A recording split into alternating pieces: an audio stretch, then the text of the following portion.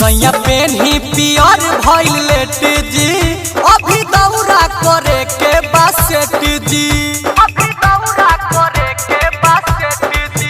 सैया पेन्ही पियर भइल लेट जी, अभी दौरा करे के बासेट जी।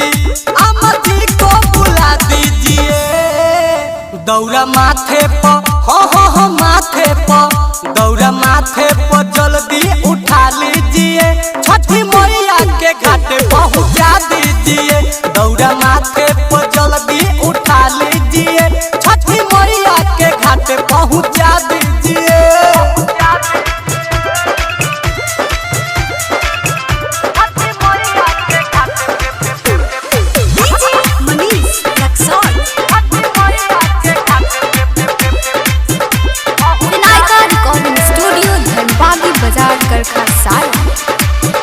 और घर के होता है बेरी सबके हु गईल, पूजन छठी मैया के समैया हो भईल, समैया हो भईल।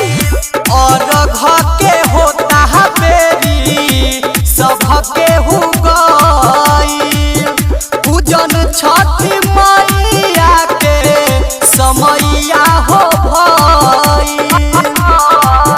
हाजिरी लगवा दीजिए दौरा माथे पर, ए राजा माथे पर, दौरा माथे पर जल्दी उठा लीजिए, छठी मैया के घाटे पहुँचा दीजिए। दौरा माथे पर जल्दी उठा लीजिए, छठी मैया के घाटे पहुँचा दीजिए।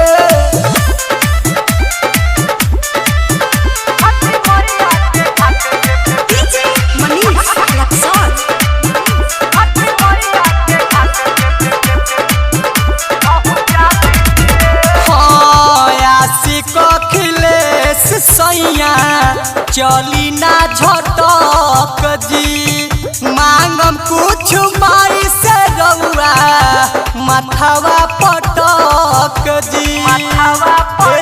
सुना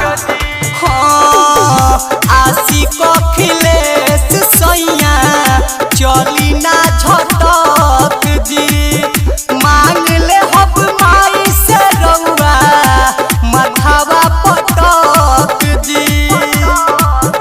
भजन दीपक से गवा दीजिए दौरा माथे पर, ए राजा माथे पर, दौरा माथे पर जल्दी उठा लीजिए, छठी मैया के घाट पहुँचा दीजिए। दौरा माथे पर जल्दी उठा लीजिए, छठी मैया के घाट पहुँचा दीजिए। ए जी चली ना।